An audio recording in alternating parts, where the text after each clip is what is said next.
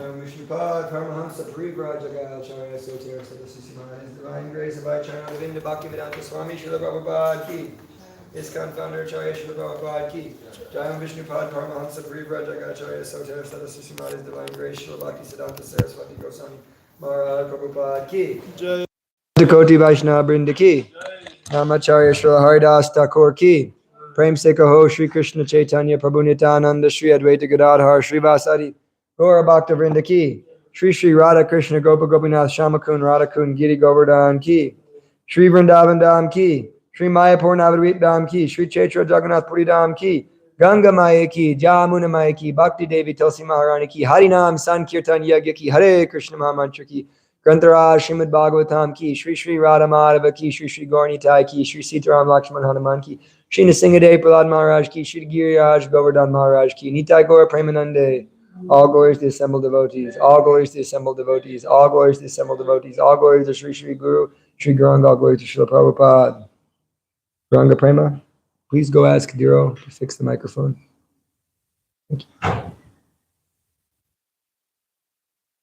Om Jnanatamarandasya Gyananjana Shalakaya Chakshur Militam Yena Tasmai Sri Gurue Namaha Shri Chaitanya Manobhistam Stapitam Yena Bhutale Swayam Rupa Kadamayam Dadati Swapadantikam Vandeyam Shri Guru Shri Yuttapadakamalam Shri Gurun Vaishnavamscha Shri Rupam Shagajatam Sagana Raghunathan Vitam Tam Sajivam Sadvaitam Savadutam Parijana Sahitam Krishna Chaitanya Devam Shri Radha Krishna Padan Sagana Lalita Shri Vishakan Vitamscha Hey Krishna Karuna Sindhu Dina Bandhu Jagatpate Gopesha Gopaka Kanta Radha Kanta Namostite Tapta Kanchana Gourangi Radhe Vrindavani Ishwari Vishubhanu Sute Devi Pranamami Hari Priye Namaste Girirajaya Shri Govardhana Namane Nashesha Kleshanashaya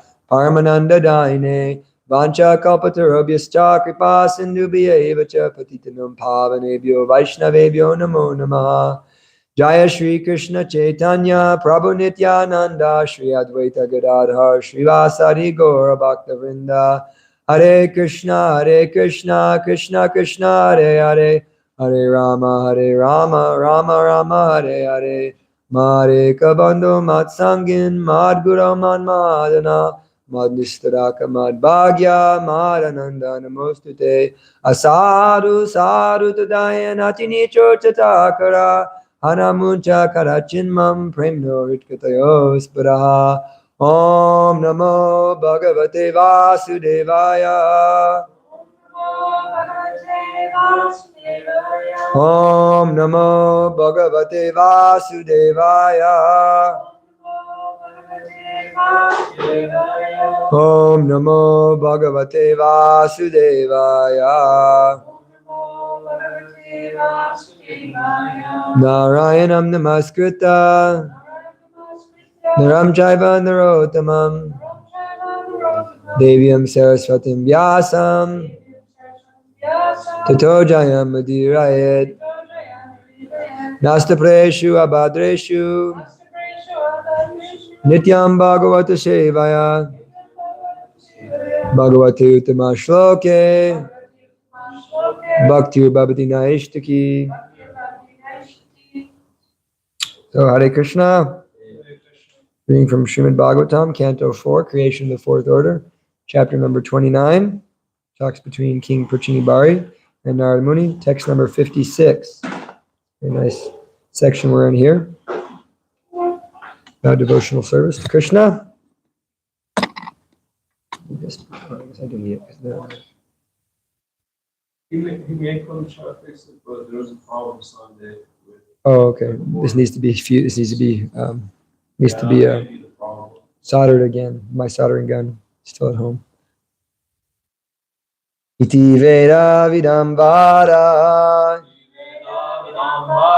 Shruyate Tatra Tatra Kamayat Kriyate Proktam Paroksham Na Prakashate Iti Veda Vidambara Shruyate tatra tatra karma yat kriyate proktam paroksham na prakashate iti veda vedamba iti veda vedambara Shruyate tatra tatra karma yat kriyate proktam paroksham na prakashate. Hello.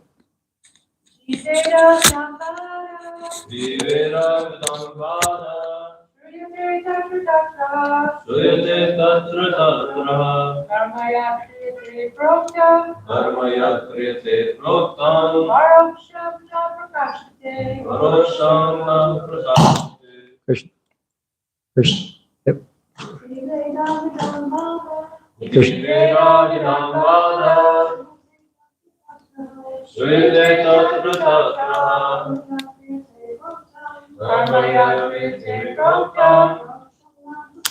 Haribol. Krishna. Word for word. Iti. Thus. Veda Vedam. Of persons who know the Vedic conclusions. Vadaha. The thesis. Shruyate. Is heard. Tatra tatra. Here and there. Ha. Certainly. Karma. The activity. Yat. What? Kriyate. Is performed. Proktam. As it was said. Paroksham. Unknown. Naprakashate. Is not directly manifested. Translation and purport by His Divine Grace, Srila Prabhupada. The expert knowers of Vedic conclusions say that one who enjoys or suffers the results of his past activities, but it is practically seen that the body that performed the work in the last birth is already lost. So how is it possible to enjoy or suffer the reactions of that work in a different body? Please repeat. The expert knowers of the Vedic conclusions say that one enjoys or suffers the results of his past activities. But practically it is seen that the body that performed the work in the last birth is already lost. So how is it possible to enjoy or suffer the reactions of that work in a different body? Purport. Atheists want evidence for the resultant actions of past activities. Therefore they ask, where is the proof that I am suffering and enjoying the resultant actions of past karma? They have no idea how the subtle body carries the results of the present body's actions down to the next gross body.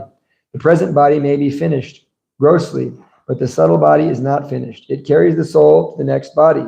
Actually, the gross body is dependent on the subtle body. Therefore, the next body must suffer and enjoy according to the subtle body. The soul is carried by the subtle body continuously until liberated from gross material bondage.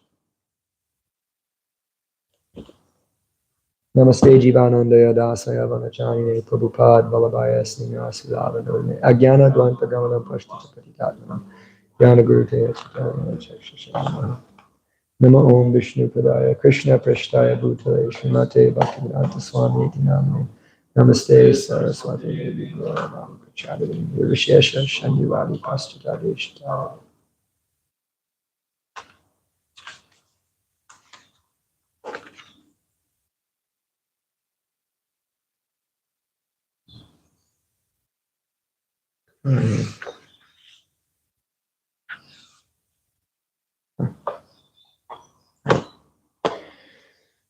So the king is questioning Narada Muni now after the previous, he finally surrendered and realized his wrong. He had his moment of hearing the allegory of the deer, and then he had a moment where he said, I've been cheated by my teachers.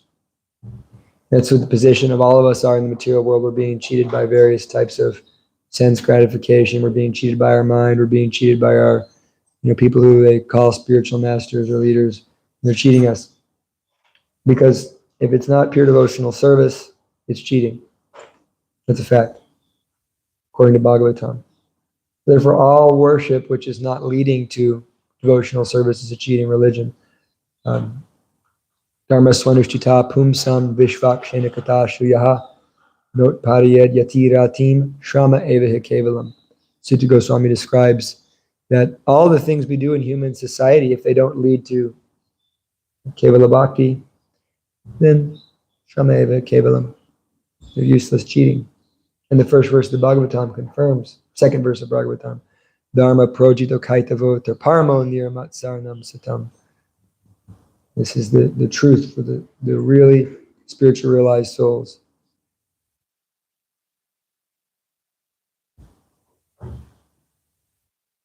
Hello, welcome. So he says, my teachers bewildered me, and then he explained, you have destroyed my doubts. So then he was realizing that my doubts had been destroyed because I was bewildered and cheated by my teachers. The material world had cheated me, engaging me in useless religions that are not bringing one to the stage of pure devotional service. And upon realizing he was cheated, he expressed that you've destroyed my doubts, my dear Narada Muni, created by these so-called teachers. Rasopihi muyanti. Now I can see how even the great sages with controlled senses can be bewildered. Rishayopihi muyanti. So even great sages can be bewildered by their senses and by cheating. So we have to understand that in this case, King Parchini Bari is being cheated by his gurus, so-called gurus, but we can be cheated by so many people. We can be cheated by even our friends. If our friends are telling us, oh yes, engage in sense gratification, take a little here, a little there, don't be fully engaged in devotional service, and then we're being cheated by them. So we don't want to be cheated. Therefore, we should strive to be followers of Srila Prabhupada, and in a sense, actually be Bhagavats.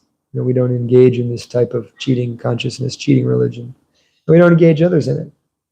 So then he says, I have one more doubt concerning the path of karma. Please destroy that too. So now he's expressing another doubt. He's feeling like now his eyes are opened and he's starting to question how this all works. Because Narada Muni instilled enough awareness into him with this, of course, the analogy of Paranjana and now the analogy of the deer. So now he's realizing, oh my God, I'm not going to have a nice birth after this. I have to take birth again. I don't want to take birth again. He's realizing this truth because he's in the presence of Narada Muni. He's hearing from a pure devotee. And so now he's asking another question. And he's asking, how is it that we can be punished for things we've done in our past life when we see that body is gone?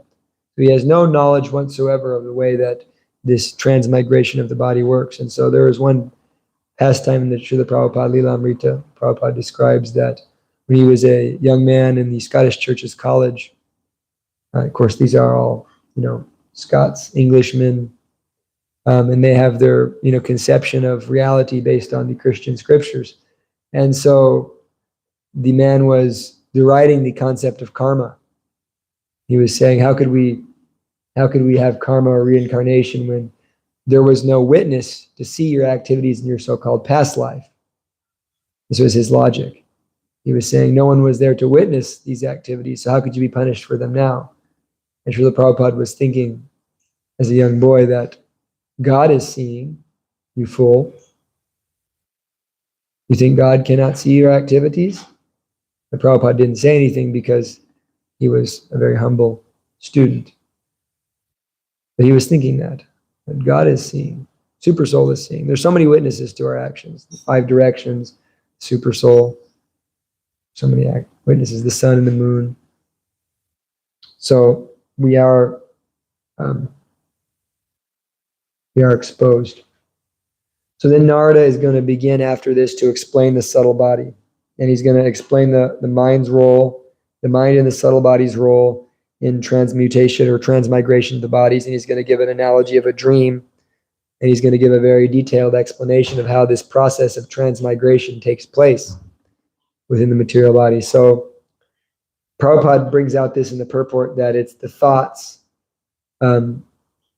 it's the subtle body that is carrying the gross body. Prabhupada makes sure to make this point. So our thoughts are what really shape our reality. It's our thoughts. So this is a higher level of consciousness one has to come to become actually aware of what they're thinking. We need to control the thoughts. Krishna explains, of course, that the mind is the best friend of the living entity who has controlled it, and the worst enemy for the living entity who has not controlled it. Therefore, we must control our mind. Controlling our mind means also controlling our emotions and controlling all those facilities. So we have to find a way to control our mind. We need to control our thoughts because we can't fake Krishna. We can't cheat Krishna. If we understand this concept that the subtle body is the main factor in carrying us from body to body, we can externally appear like a very sincere and pure devotee. But if we're thinking negatively about other devotees, if we're criticizing in our minds, if we're finding fault, if we're finding a way to uplift our own false ego, then Krishna sees that. Krishna does not see just that you're, coming to the artis and you're chanting your rounds. He sees that also, and he understands that that's sincerity, and of course he takes note of that. But you can't cheat Krishna. You can't cheat Krishna with your externals. Krishna sees the internals. And therefore I was thinking about this a lot lately. Radhanath Swami, he said once that I would rather associate with devotees who aren't so strict, but who have a nice service attitude and who are sweet and loving than, millions of strict devotees who have no sweet, loving service attitude. And I was really admiring Arjuna in El Paso because he's such a nice loving service attitude. I coughed once in the class, and he comes and runs, and out of kindness he brings me a drink, and he's just a sweet service attitude, and that really moves the heart. And what I've noticed is I feel uplifted in that association, of sweet and loving devotees. So that's not saying we shouldn't be strict. We must be strict if we want to come to the stage of a higher consciousness. But with that being said, we cannot let our strictness be hijacked by our false ego. That can also takes place. It's a very common occurrence. There's a nice book that Devaki Mataji wrote called The False Ego. It's really, really sweet. But one of the things she speaks about, and it's very true, it's a very good call-out book, is that the false ego often hijacks our sadhana practices as a means to, make ourselves feel better than others. This is what we're always wanting. The false ego always wants to feel superior because that's why we come here, to feel like God. So in some way, shape, or form, we have to feel superior to others. In some way, shape, or form, we have to see that we're superior because I'm doing sadhana better, or I'm doing this better, or I know more verses, or whatever, or I'm more humble and meek, whatever it is. The false ego is making arrangements to feel superior to other devotees, which is the opposite of Krishna consciousness. It's actually Maya. Right? We want to feel lower than other devotees. We want to feel like I need your mercy, and then it changes our ability to lead. Also, it changes our ability to work within the world or work with others. It changes our ability to do a lot of things, because in that sense, we become servants of those who we're associating with. Because that's what we're really trying to develop in the Krishna consciousness movement. The Guru is training the devotee in the service attitude to the Lord. That's really what we should get when we come here. We should become servants. We should have a nice service attitude. And, that's really the key, because the pure devotional service is described by Rupa Goswami as Anyabhilashita Shunyam Gyanam Karmani Navritam Anukulyena Krishnana Shilanam Bhakti Uttama. Pure devotional service is, of course, free of material desires like breaking the regulative principles. It's free of karmic activities, karmative, fruitive activities, wanting something in return for our spiritual activities, also free of speculation and the desire to merge into the Supreme. But most importantly, Anukulyena Krishna Shilanam Bhaktir Uchate, Bhaktir Uttama, it's saying that this first-class devotional service is done favorable to Krishna. It's done in a way that's favorable to Krishna. It's actually must be pleasing, and it must be with a favorable mood. So in order to be pleasing, that takes a lot more love. It takes a lot more effort than just doing something that you're supposed to do. For instance, we've all experienced that if we eat something that's cooked at a restaurant or something like that, it's not Govinda's. Govinda's excluded. It's not so nice. It's like it tastes good, whatever. It may taste good. You're getting bad karma likely. But, we've all experienced that if your mother or your grandmother or someone who loves you makes some dish, there's some type of appreciation there, especially if something's offered to Krishna with love and devotion, cooked for Krishna. So in the same way, we may do something that we're supposed to do, like the cook is cooking at the restaurant because he's supposed to cook, he's going to get paid. We may do our service in such a way, this is what I'm supposed to do, but without the consciousness, the subtle body manifesting love, manifesting affection, manifesting this desire to actually please Krishna, then we'll lose the subtleties of devotional service. And the subtleties are this attitude of dealing with other devotees in a particular way, holding on to the instructions of the Guru. There's so many subtleties.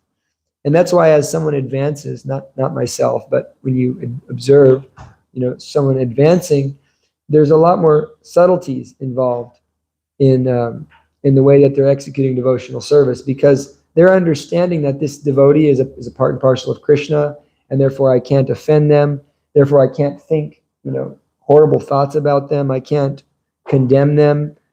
I can't judge them. Otherwise, I'm simply trying to feel superior based on my false ego. And this is the way that it needs to be soldered. I fixed it, came back. So in that way, one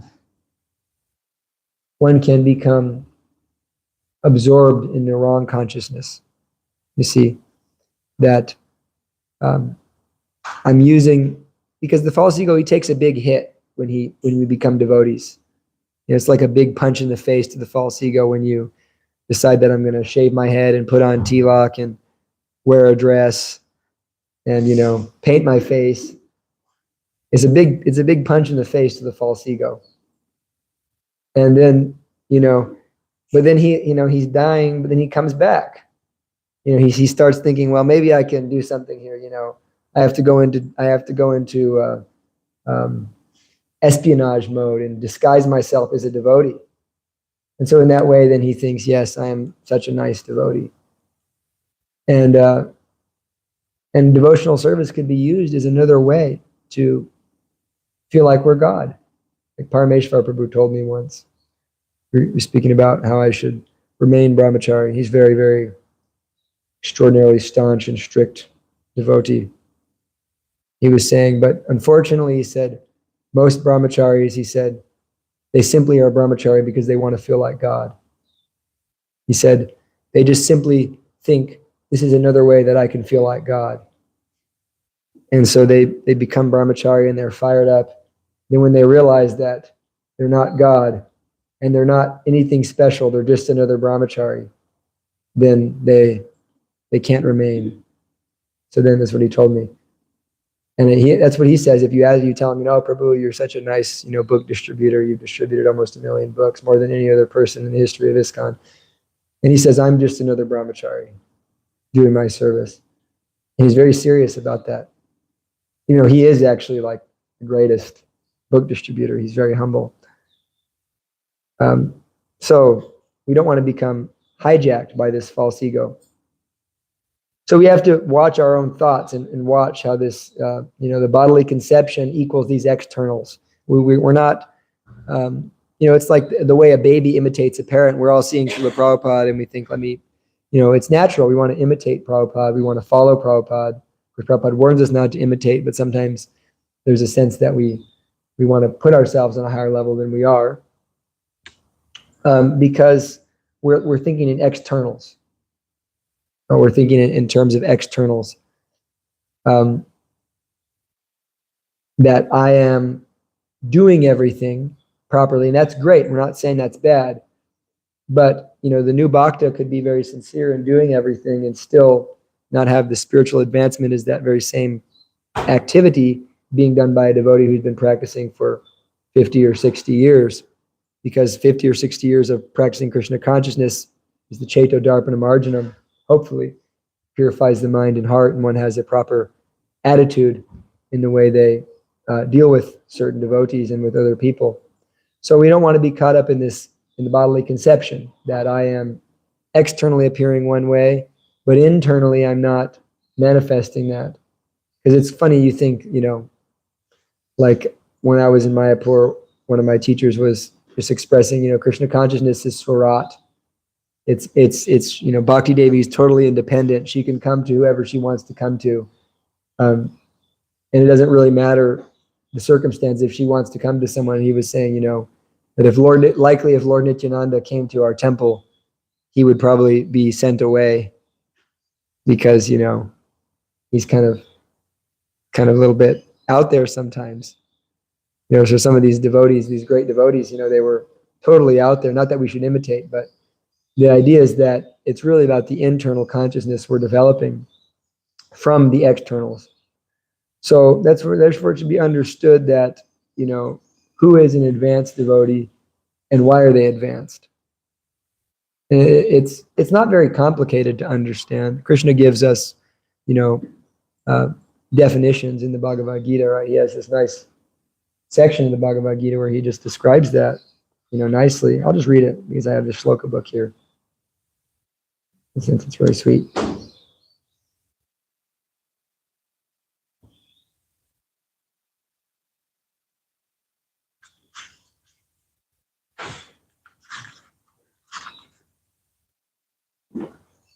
Krishna says, one who is not envious, but a kind friend to all living entities, who does not think himself a proprietor and is free from false ego, who is equal both in happiness and distress, who is tolerant, always satisfied, self-controlled, and engaged in devotional service with determination, his mind and intelligence fixed on me. Such a devotee of mine is very dear to me. O Scion of Bharat, you should understand. Oh, actually, that's the only one there. Yeah, 13, 14. So, I think I'm reading. So there we have it. One who's not envious, but is kind to all, does not think himself a proprietor, free from false ego. That means we can't think that we're better than other devotees. If we think we're better than other devotees, then we have false ego. Because devotee has to be Trinado Pisanichena. So even if we do everything right, but we think we're better than other devotees, then we can understand that we're not so advanced. We need to keep practicing. Tolerant, always satisfied, self-controlled, and engaged in service with determination. His mind and intelligence fixed on me. A devotee like that is very dear to Krishna. So it's about attitude. Attitude determines our altitude. Srila Prabhupada in the Nectar of Instruction, he says that the advancement of a devotee is equal to his attitude. Is that dependent on the attitude of the devotee. So is it service or is it false ego? Are we serving our own false ego? And this is the real challenge. So Narada is going to give an analogy about a dream. And he says, while dreaming, one gives up the gross body. And similarly, at death, one gives up the gross body. This is coming in the later sections of the verse. We'll get to this, but I'm just going to go through it. There wasn't so much purport. So while dreaming, one gives up the gross body. And similarly, when one dies, we're giving up the gross body. Through the subtle body, one acts in another body, either as a god or a dog. So we've all had maybe a dream where we're like an animal, or we've had a dream where we're flying, or we're some different form. Even in a sense, we're obviously acting in a body that isn't this body, because this body's laying in the bed or on the mat or on the ground. So in the same way, with the subtle body, one enters into another gross body and experiences the results of the actions of one's past life. So therefore, the subtle body is what's carrying us. So if we take, some Adolf Hitler and we dress them like a devotee, put on tilak and the whole thing, do they go back to Godhead? No. And sometimes you say like, well, what if it's a sinful, evil person, but they like chant Hare Krishna at death? Kridananda Maharaj says that it doesn't work like that. That you can't cheat Krishna by saying, oh, I'm evil person, some type of dictator, horrible evil person, but at the time of death, let me just say Krishna and I'll be okay. First off, you're likely not going to be able to remember Krishna. But second off, even if for some reason you're able to remember Krishna, it's actually like the culmination of all your consciousness. What's really your consciousness like? So, you'll get benefit for saying Krishna, of course. You'll get immense benefit. Someone might argue that, Ajamil is, he also said he was sinful and he died. He was dying and he called out Narayan. But he was also practicing devotional service when he was younger. He was engaged in worshiping the Narayan Shila. So therefore he was able to resurrect that devotional consciousness, even though he didn't call Narayan the Lord, he called his son, but still he was resurrecting that devotional consciousness. And he didn't go back to Godhead immediately. He came back to life and then went and performed austerities at Badrik Ashram so that he can make advancement. So we can't cheat Krishna. So then the question, the challenge develops, begins to manifest is how do we change our thoughts? How do we change our thoughts? What's the process for changing our thoughts? Because we understand that the subtle body is the real body, is the real generator of this kind of life besides the soul. So how do we change our thoughts? One time I was hearing class in Phoenix by Radha Pran Prabhu, and he was saying that what if someone was able to see your subtle body? Would it look ugly?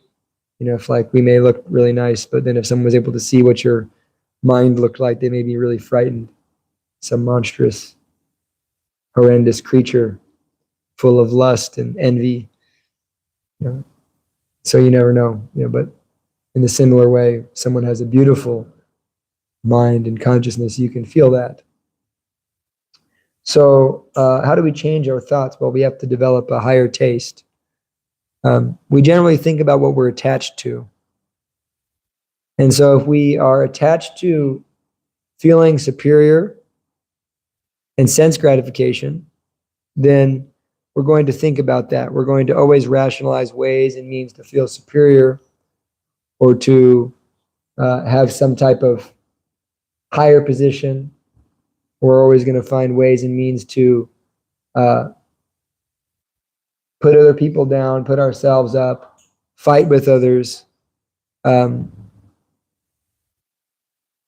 always going to feel disrespected. We're always going to feel unloved if we don't have the proper thoughts, because we're attached to this feeling of getting my energy from who I think I am as this body. Rather, in genuine Krishna consciousness, we have to realize our intrinsic value. That I don't really have to do anything to be part and parcel of Krishna. I am part and parcel of Krishna. I have intrinsic value.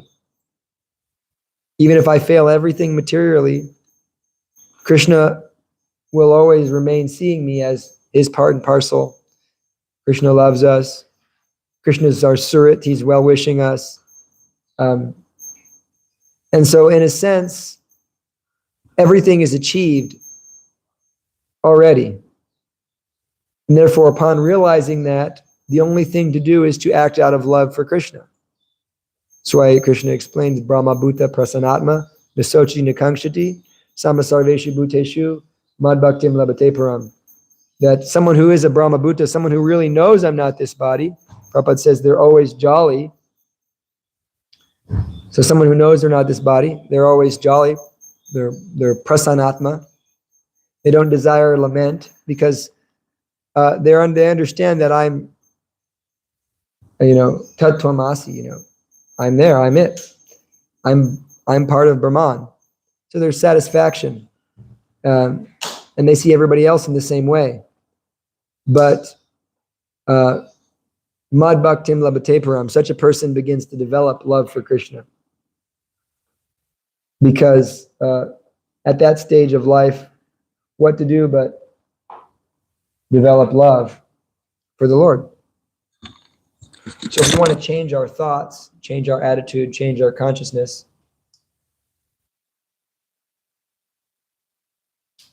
thank you. Thank you. Appreciate that. If we want to change our thoughts and change our consciousness, then we have to change our object of attachment, because that's what we're going to be thinking about. Are we attached to this body? Are we attached to this ego? Are we attached to this family? Like sometimes you see that if people, usually this happens, that if someone isn't able to gratify their own ego, then they start living vicariously through their children. And then my children are better than everybody else's children. And, my child's a better athlete. And I grew up in a small town. And, we had some good, we take our sports seriously in small towns. But I'm serious. Every single parent thought that their son was going to be like an NFL football player. I'm serious. Am I wrong? You were there. You were there in the small towns. You know how it is. That and it was really, really weird. Really bizarre. Even Little League game was like a very violent affair for the parents a lot of the time. I've seen actually at a Little League game one guy pick up a kid by the throat. Oh my God. Serious. That guy actually was very psychotic. He actually hurt me once. Anyways, but yeah. Because the false ego needs to have something to feel okay. So if we're attached to false ego, if we're attached to sense gratification, we're attached to this body, we're never going to be satisfied. But if we're attached to pleasing Krishna, to Krishna's pleasure, then that will change our thoughts. So how do we become attached to Krishna's pleasure? Well, we have to chant japa very nicely, first and foremost. We have to chant with the consciousness that I'm doing this with the intention to please Krishna. If you don't already do this, then you need to do it, because it's like night and day, that if you don't set an intention every time you chant japa, which Bhaktivinoda Thakur recommends, he says you should take a sankalpa before every session of japa. If you don't set an intention before your japa, then you are greatly misfortunate, because it really makes a difference. That, my dear Lord, let me intentionalize this japa to please you, to remember you, to give me insight about a certain part of my service that I'm struggling with, or even just let me pray to you in gratitude for being able to chant. There should be some intention before you chant. Every single day I say prayers to the Mayapur deities before I chant japa, and Giriraj, because I always think of the Mayapur deities as like my japa coaches, because it's in Mayapur where I really felt a lot of mercy in developing my japa. So, and we have to read, we have to understand and hear properly, and develop a desire to want to please Krishna. We have to make Krishna consciousness first and foremost. So it may be difficult to change our thoughts in the beginning, but when we have intelligence and discipline, it's possible. Intelligence means that I know that this is wrong, and therefore I have to apply knowledge to fix it. That's intelligence. I know because I understand from Srila Prabhupada that my consciousness is not in the proper position.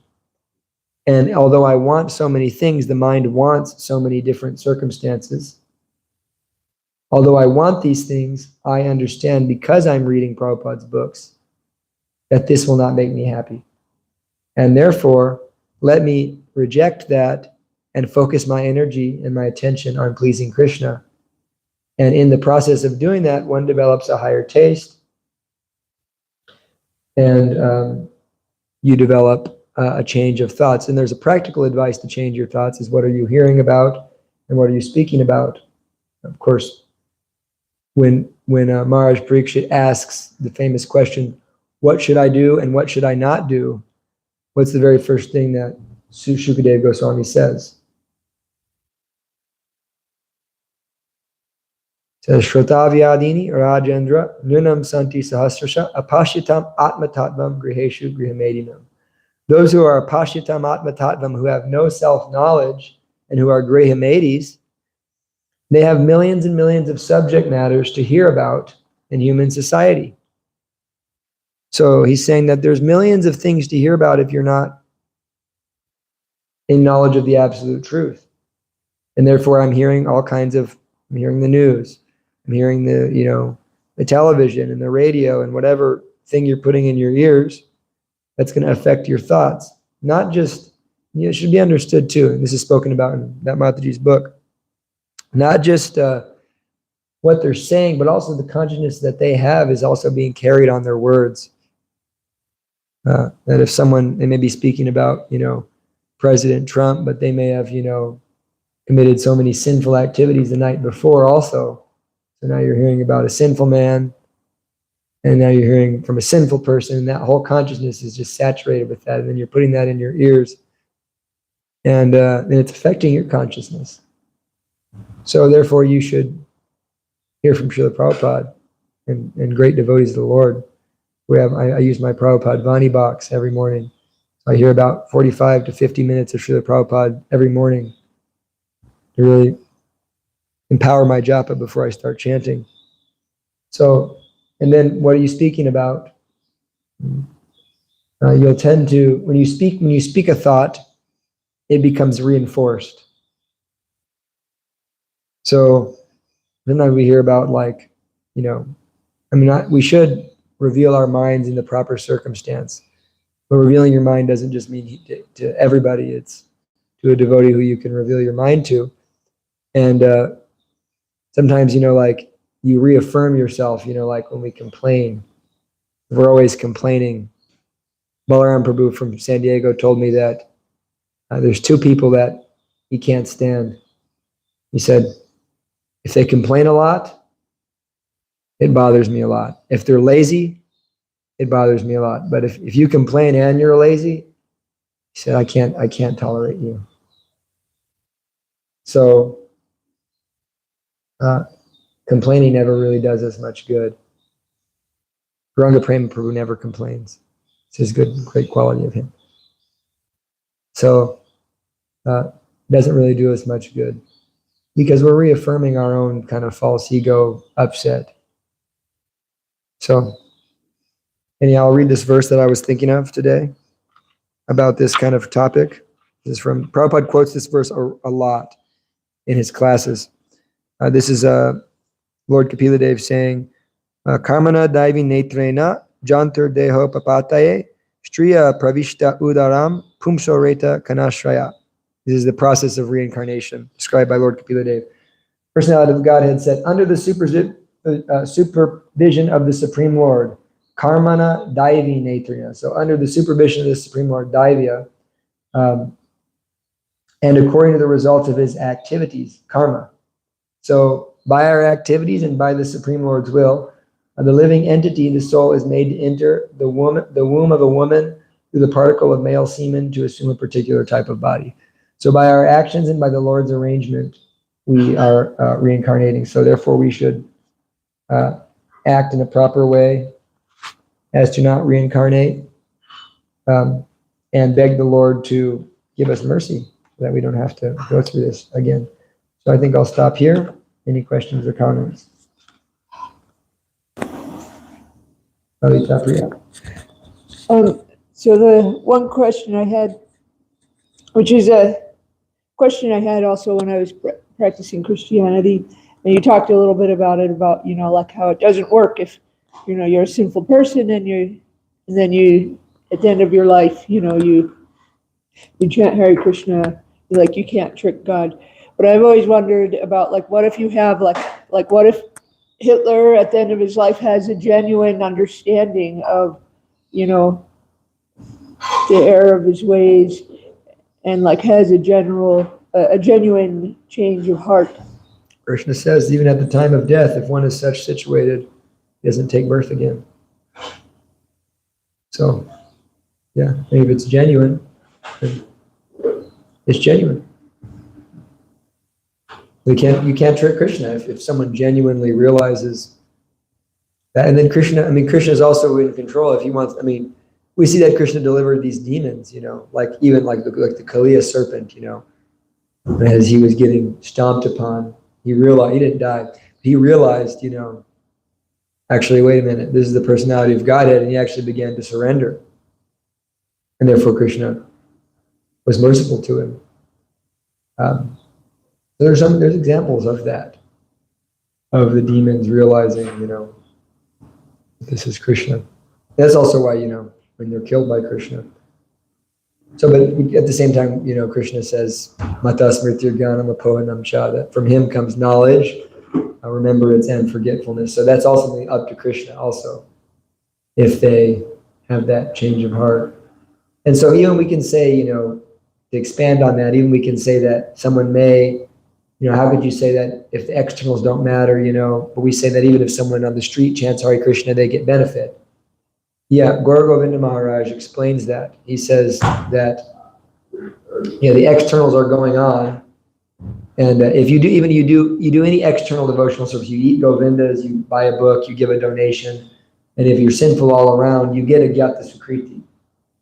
You get, money in your bank account. But what does that Agyata Sukriti basically purchase you? Is it purchases you the association of a pure devotee? That's what Guru Maharaj says, that your Agyata Sukriti will benefit you, and that someday you will have the opportunity to associate with and hear instructions from and have intelligence enough to listen to a guru and make progress. So, we're always making progress, but we see that the more one does some unknown devotional service, they become attracted to devotees, right? And they become attracted to Prabhupada, and then they have a desire to hear from Prabhupada, then they can become liberated by being attached to Prabhupada, Ananta Prabhu. You had something? Towards the beginning, you were saying how they were meant to become Bhagavats or pure devotees or something. You were talking about, watching your thoughts and how we're meant to become. Talking about watching your... Our thoughts. Oh yeah, watching. And you were saying we also are meant to become Bhagavats or pure devotees. Atula was given a class one time, and he was talking about that subject, and he brought up that Jesus said something in the Bible to the same effect, that, and I was just listening to some things on the internet that, specifically about this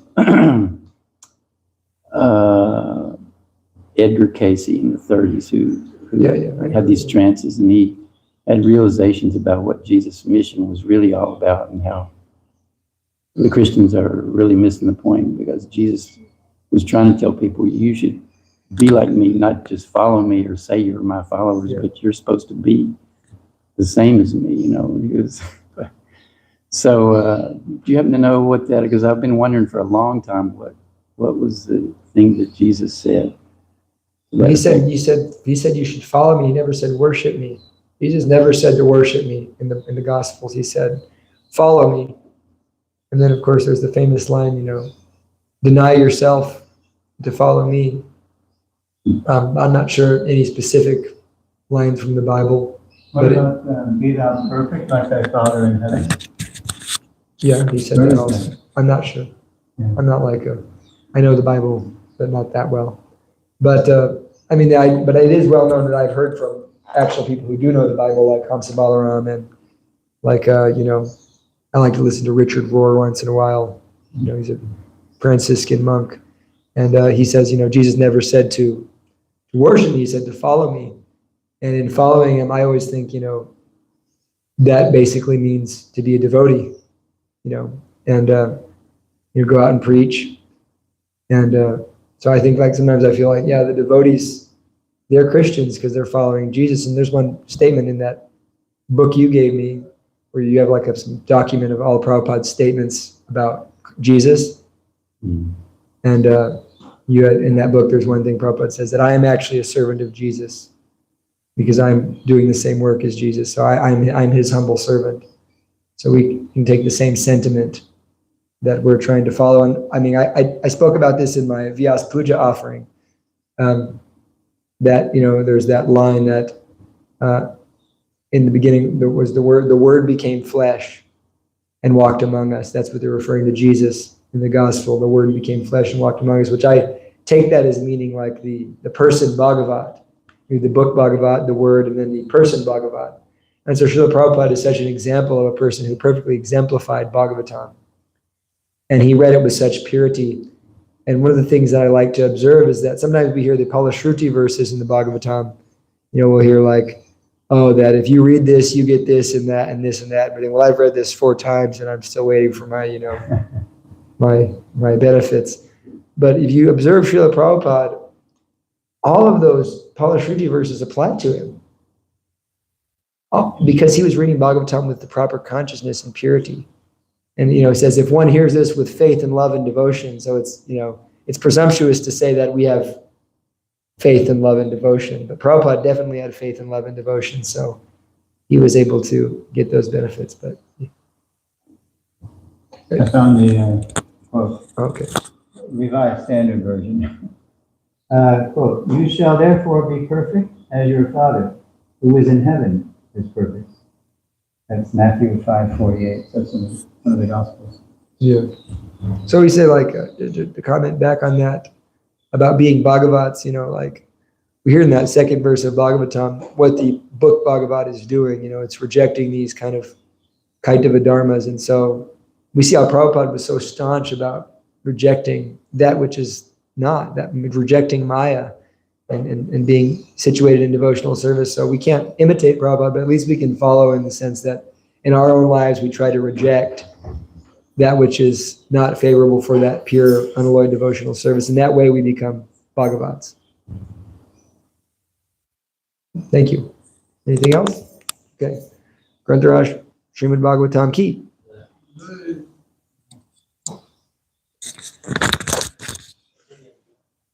Matthew 5:48.